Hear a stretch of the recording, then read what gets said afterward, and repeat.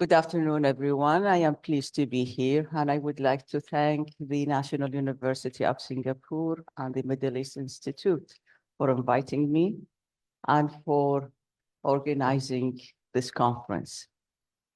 Now, whenever I hear the phrase of women role in leadership, I always ask myself, would we discuss men's role in leadership? The answer, of course, is no. Out of the question, as if it's given. Gender equality means no discrimination between two genders as basic. Leadership is all about the creativity, capabilities, capacity, which can be found in both men and women without the superiority of any gender over the other. The Wright brothers created the first plane. Ada Lovelace created the first computer program. Abraham Lincoln ended slavery in America. Queen Victoria enabled the Industrial Revolution in England. However, we must admit that feminine and masculine qualities do differ by nature. We cannot ignore that. Masculinity is driven by aggression, assertiveness, and competition, while femininity is driven by passion, patience, and caring.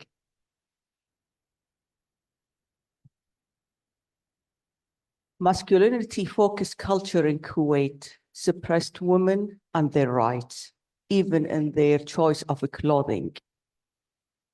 Kuwaiti women used to be covered in veils and long black covers until the movement of 4 brave young girls in 1954. Those high school girls were energized and ambitious to discover the world.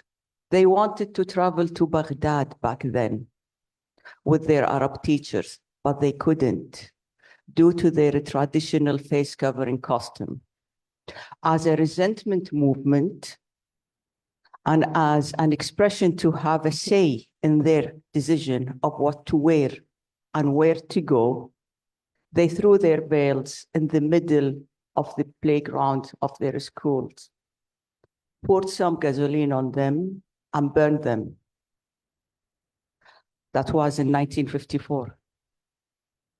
Of course, the masculine culture resented their action and gave them the options, either to continue education with veils or to quit education, stay home without veils. They chose education and attended school with veils. They kept their rights demands to themselves for almost 5 years until they arrived Kuwait after graduating from Cairo University back then. When they stepped down from the plane without veils and long black covers, they shook Kuwait yet again. And with their second brave action, the mandatory face covering in Kuwait ended. That was shocking to you. It was shocking. I think we don't need to drink.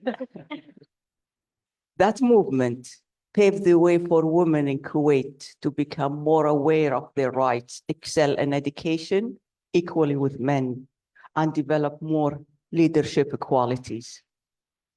But still, even after those girls' heroic efforts, women's political rights remained suppressed until they were granted 51 years later in 2006, when the first 4 women were elected as MPs.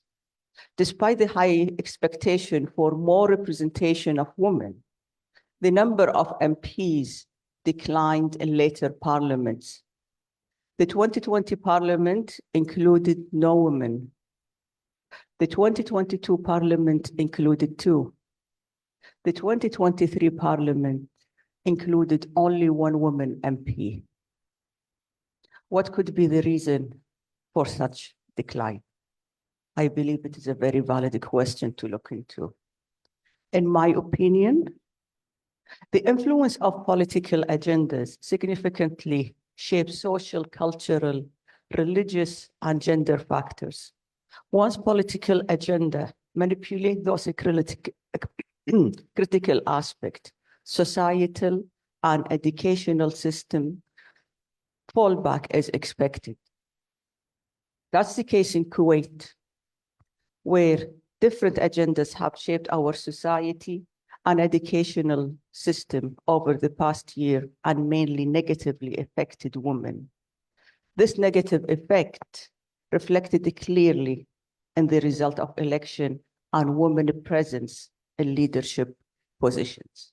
Therefore, have we progressed in creating women leaders since 2006, or have we regressed? Frankly, I believe that we have regressed, and I say it with sorrow. We have to admit that we need to shift our focus from finding the role of women in leadership to finding more women to fill leadership roles. And there is a huge difference between both. The knowledge economy can help more women become leaders and create more promising and stable future where feminine qualities are respected and gender is no longer a barrier. The knowledge economy, with its reliance on data and information, presents a significant opportunity for women. By mastering scientific methods and tools, women can substantially impact the economy. This potential highlights the economic benefits of empowering women and promoting gender equality in Kuwait, painting a promising picture for a future where women's contributions are valued and respected. Even mothers can hold a unique position of influence over the next generation. Their values and skills shape the future. If they prioritize impactful skills that contribute to the economy, they will raise children who also value these skills. This highlights the crucial role of women, not only in the present, but also in the future of Kuwait's economy and society, instilling hope for a more equitable and a prosperous future.